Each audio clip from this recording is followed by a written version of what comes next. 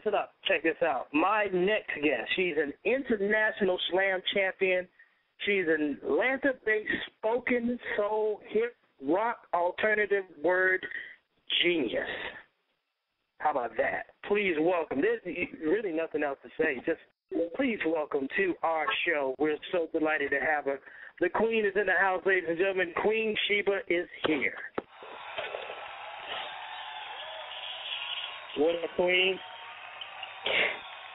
I'm here. Hello. Hey, well, I am tickled pink to have you on the conversation, and you know, this is our first time we've had a queen on the show. Well, awesome. I'm glad to be the first. That's how it usually works out. Hey, how did you, I'm going to jump right in because I got like 6,000 questions to ask you. How did you become a master of words? Well, my parents used to say I talked a lot, so it probably happened way before poetry. It probably happened way before I started writing things down. But I just was really interested in how people are moved by forms of speech. And I was just listening to Chris, and I had so many comments. I wanted to jump in on, talking about STEM education and finances and investing and stuff. And I know he's probably gone and not even listening anymore, but I had so many comments about that because it does definitely roll over into the entertainment world. And it's interesting. I know I'm getting off the subject a little bit, but it's interesting. My parents actually taught me about finances when I was 5. And so, me being a black woman, I have a kind of a different outlook on and kind of fusing that with art. I try to teach that to other artists, but, they don't really get it. That's huge. And I think Chris would have gotten around to this. I'm glad you said it. That's part of how we're going to make this transformation, this evolution.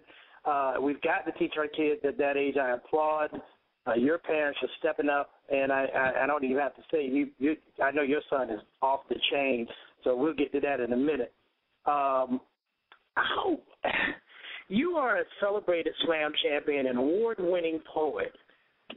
My question to you, I've always wanted to ask someone in that realm this because I'm a writer, and I always say writers are like, excuse my French, chicken shit poets. We'll write our butts off, but we can't espouse it. We get real shy. We're like, oh, no, I don't want to read it. A poet can take his words and make it into music almost, whether it be more of a slam type thing or just speaking aloud. Why are slams so powerful and filled with positive energies, in your opinion? Well, because slam is a competition, and which started in the early, mid-1980s in Chicago by a man named Mark Smith, and he was going to poetry venues, and he found that people were falling asleep during the readings, and he was like, how can I make this more interesting? And so he made it a sport, and it is an actual sport. And they've been trying to get it on ESPN for quite some time, and, ESPN3 has spelling bees, so we were trying to, figure out, why won't they have slam poetry on there? But the reason it's so powerful is because you have a time limit. You have 3 minutes to get out your very best work. And I think with that, you don't allow people to go on and on with, like, the Odyssey and the Iliad and Beowulf. They're not up there doing their novel. They got 3 minutes to get across what they're trying to get across. And so the message is very poignant, very visceral, and very strong. And it usually leaves people up on a high or, something very emotional that they take with them and remember always.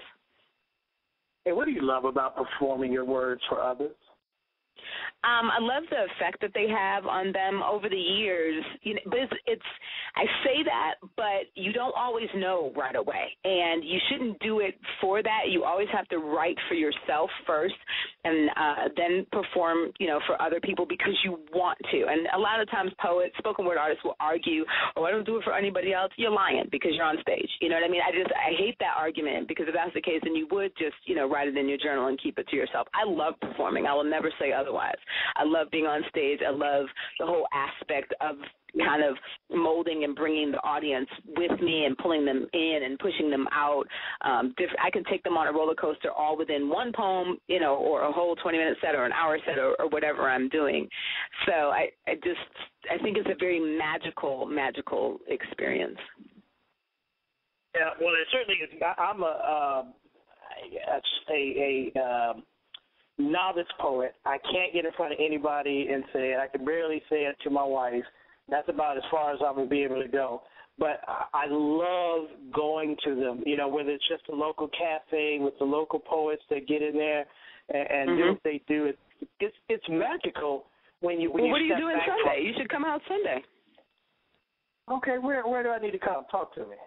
Every fourth Sunday, I host at the Apache Cafe, and it happens to be this Sunday, 8 to 12, $7. What time? Our show ends at 6. Will I still be able to make it? Oh, yeah. It starts at 8 p.m. and goes till midnight, so you have plenty of time. You can come, get some food, you know. We're going to do that. That's a date, you know, and I got to use that. Nice. I'm going to come because, you know, I haven't been to Apache. I was the old Yin Yang head back in the day, which is the same place, but I haven't been since it's changed over. So that's, you know, this is a perfect time. We'll come out, and I hope you're performing. I'm hosting, so I'll be up there performing all night. Okay, well, there it is. We just booked this right here on the Conversation Live, everybody. So nice. Yeah. Come on out. Done. Hey, well, back to you, less of me. I'm going to get personal just a little bit, just in a writing personal. When and where do you write your poetry? Yeah.